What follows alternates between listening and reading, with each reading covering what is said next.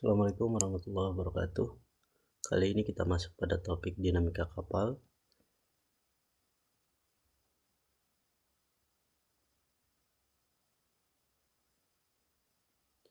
Topik yang akan kita bahas adalah pertama gelombang, yang kedua adalah gerakan kapal, yang ketiga adalah konsumsi energi kapal, dan yang keempat adalah seakeeping.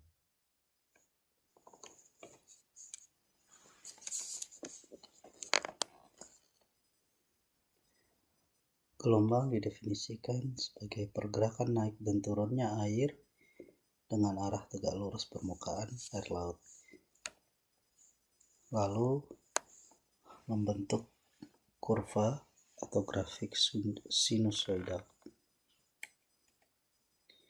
Berdasarkan sifatnya, gelombang dibagi menjadi gelombang pembentuk dan gelombang perusak.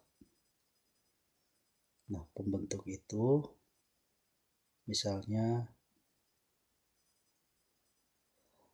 gelombang yang kemudian membawa material dari dalam laut ya, berupa karang dan lain sebagainya. Sedangkan perusak biasanya bisa kita lihat misalnya di pantai selatan itu ada tebingnya, kemudian tebing itu kemudian tergerus oleh hempasan gelombang laut, sehingga kadang-kadang kita lihat ada batu yang sampai bolong. Lalu berdasarkan ukuran dan penyebabnya dibagi menjadi gelombang kapiler, ini seperti riak-riak begitu. Lalu ada gelombang angin, gelombang alun yang cukup panjang sampai ratusan meter panjang gelombangnya, dan gelombang pasang surut yang periodenya bisa sangat panjang, yaitu sesuai dengan periode pasang surut air laut.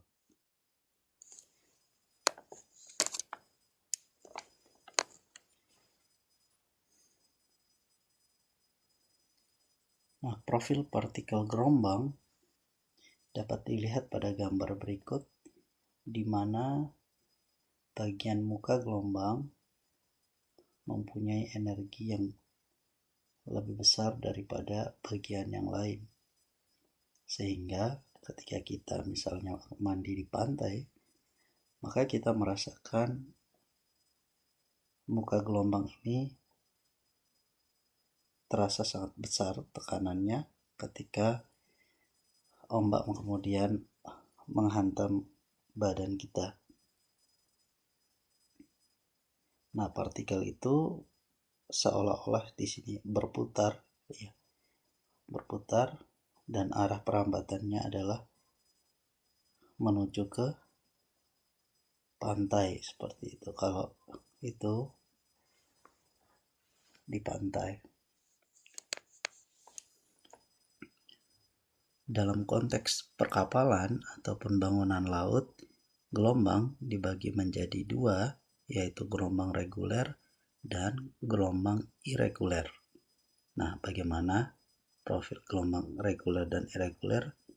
Kita lihat di video berikut. Berikut adalah contoh gelombang reguler pada pengujian struktur pelindung pantai. Jadi terlihat di situ ada profil gelombangnya, seperti itulah gelombang sinusoidal atau gelombang reguler itu. There was still enough energy for them to roll up over the dunes, in this case fill up our reservoir. But in real life that would have meant that any houses or properties or communities behind the defence would have been completely flooded. And really that isn't an acceptable situation. Set behind the dunes like we've just done there.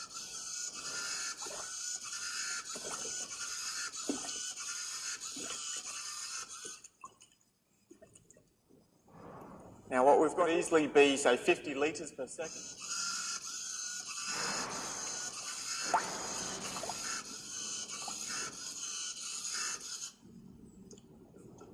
Now this time we saw larger waves coming in. That's because they weren't breaking on the beach. They've actually hit the wall under really impulsive conditions. Now what we can do now is actually see how... Now this is the exact same structural conditions, but we've just now got no wave breaking in front of the structure. So this is really important for our designs. Now this is about a 1 in 2 also known as a dike. And what we're going to do is we're going to put it in front of our defence. Now the argument is that we're going to now induce more braking against it. The waves are then going to be smaller when they hit our defence, and it's going to have a better performance. All right, now we'll run our 5 waves through the tank.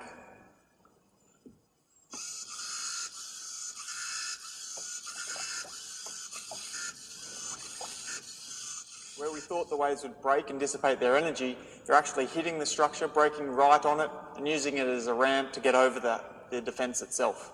Now we'll just see how much water that we've got.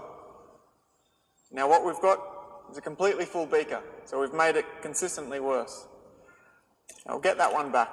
Now this is one of the common myths that we see, that people think putting small slopes in front of a vertical wall is going to improve the situation. It's not any higher or larger in the structure, but it's got this unique shape. Now this unique shape allows the water to come up, actually get captured in here, and then shot back out to sea. And because of the nature of this, there's going to be less waves coming over the defence. Now we can show this by simply removing our vertical wall.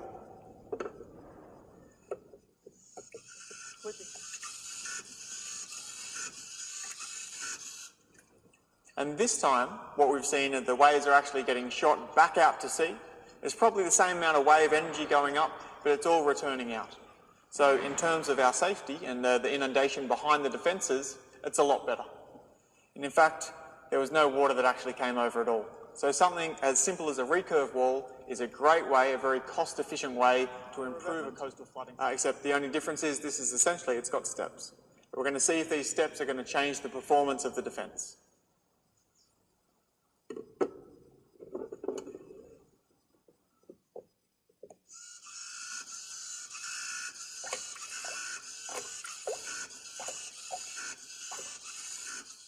Now, there was still a lot of overtopping. And that's because we've still got that same gradient, that same slope that's letting the waves run up and hit the structure with a little bit more power.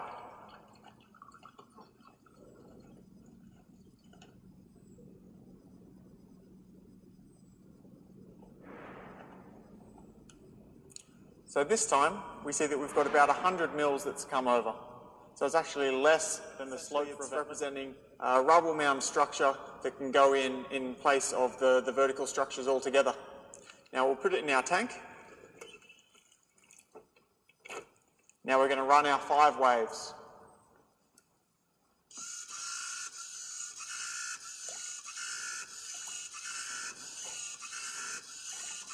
Allows the wave energy to be absorbed. When the waves come up, they'll hit a rock, they'll go left, right, up, down, they'll hit another rock, they'll have to squeeze through gaps and change direction, and all the time they're really dissipating their energy. And when we have a look at the performance, we can see we've got very little, maybe about 5 mil. Rock arm is really, we can completely block the waves if we want to, but it's going to also be unsightly. So in this case, we've got a submerged breakwater, and this one will actually sit under the water. Let's put her in.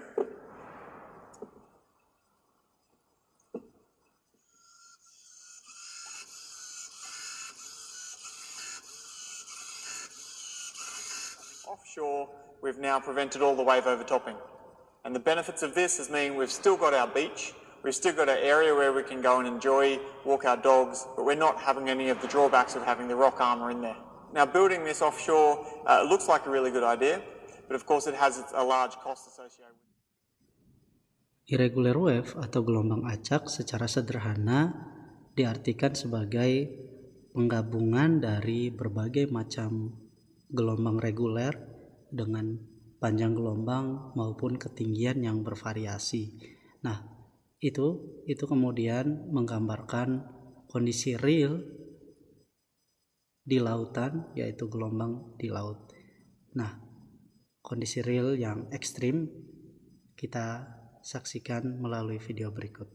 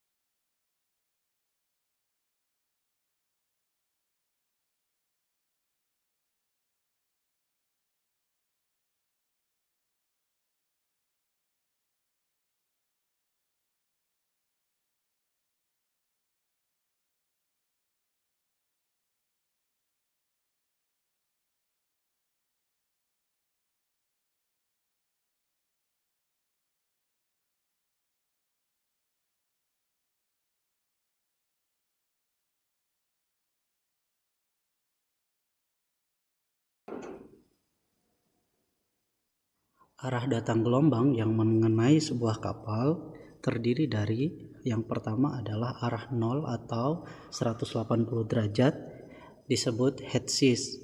0 atau 180 derajat bergantung pada asumsi yang digunakan. Berikutnya adalah arah 45 atau 135. Lalu beam seas yaitu arah dari samping yaitu pada sudut 90 derajat. Berikutnya adalah arah 135 derajat atau 45. Jika kita mengasumsikan dari head seas adalah 0, maka dari belakang sini adalah 135. Sebaliknya kalau kita asumsikan 180, maka di belakang adalah 45. Lalu yang terakhir adalah arah 180 atau 0 derajat, disebut juga stern seas. Gerakan kapal terdiri dari 6 gerakan mengikuti 6 derajat kebebasan. Yang pertama adalah gerakan heave, yaitu gerakan translasi pada sumbu Z. Yang kedua adalah gerakan sway, gerakan translasi pada sumbu Y. Dan yang ketiga adalah surge, gerakan translasi pada sumbu X. Jadi 6 derajat kebebasan itu meliputi 3 gerakan translasi dan 3 gerakan rotasi. Bagaimana dengan gerakan rotasi? Yang keempat adalah gerakan yaw, yaitu gerakan rotasi pada sumbu Z, gerakan pitch, gerakan rotasi pada sumbu Y, dan yang terakhir adalah gerakan roll, gerakan rotasi pada sumbu X. Jadi kalau kita merasakan kapal oleng ke kanan dan ke kiri kita, misalnya kalau kita berdiri menghadap ke depan ya di kapal, itu adalah gerakan roll.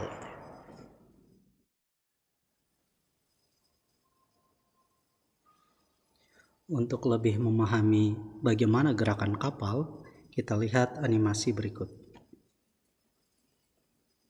Ini adalah gerakan pitch, roll, lalu heave, surge, yaw, dan sway. Seorang nakoda dalam mengemudikan kapal, maka dia perlu memahami aspek kecepatan dan hubungannya dengan power. Ketika arah datang gelombang dari head seas, maka dia harus segera menurunkan kecepatan sesuai dengan kekuatan gelombang yang ditunjukkan oleh skala angin. Nah, kenapa skala angin? Karena gelombang itu terbentuk karena dibangun oleh atau dibentuk oleh angin yang berhembus di lautan. Berdasarkan urutannya, maka head seas menempati posisi paling ekstrim, disusul oleh bow sea, beam seas. Ini bow sea di sini maksudnya adalah arah dari belakang gitu ya, stern seas kalau di slide sebelumnya. Lalu ada beam sea dari samping, dan sudut lainnya adalah sisanya tidak terlalu signifikan, sehingga yang paling perlu diperhatikan adalah 3 kondisi di bawah ini. Nah, itu diketahui dari arah datang atau arah angin yang berhembus. Penggunaan energi pada kapal dibagi menjadi beberapa ya. Jadi dari 100% bahan bakar yang digunakan, maka posisi pertama yaitu adalah efisiensi dari mesin, yaitu kalor yang dilepas ke atmosfer yang tidak digunakan atau yang ini menjadi tingkat efisiensi dari mesin, sehingga perusahaan-perusahaan mesin itu berlomba agar bagaimana caranya meningkatkan efisiensi agar energi tidak terbuang terlalu besar. Yang lain ya, lalu ada gaya yang dari laut ya, yang Kemudian yang lain ada gesekan, gelombang, lalu ada gaya propeller dan shaft ya terpakai. Kemudian yang relatif kecil adalah gaya angin gitu ya. Bagian terakhir dari topik kita kali ini adalah seakeeping test. Nah, untuk lebih jelasnya bagaimana seakeeping test, kita lihat video berikut. Jadi ini adalah seakeeping test atau uji olah gerak kapal yang dilakukan oleh BPPT Laboratorium Hidrodinamika Indonesia dari berbagai arah datang gelombang ya, seperti yang kita pelajari pada slide sebelumnya. Ini dari arah depan atau 0 derajat atau 180 derajat. Di pengujian ini asumsinya adalah 180 derajat.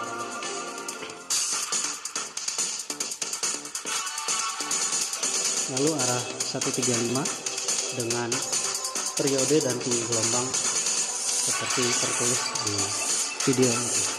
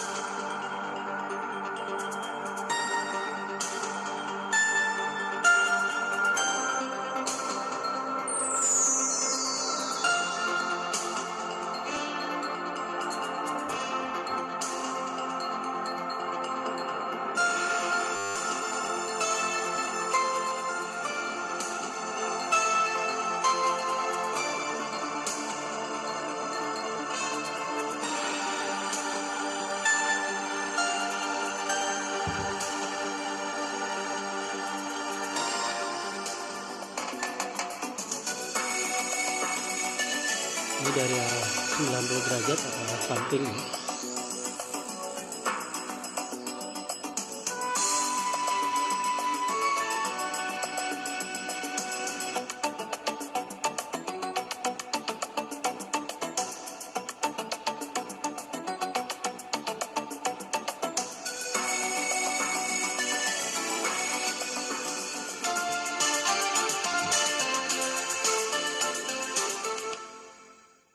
Referensi yang digunakan adalah sebagai berikut, ada dari buku teks dan beberapa video dan animasi yang digunakan untuk mendukung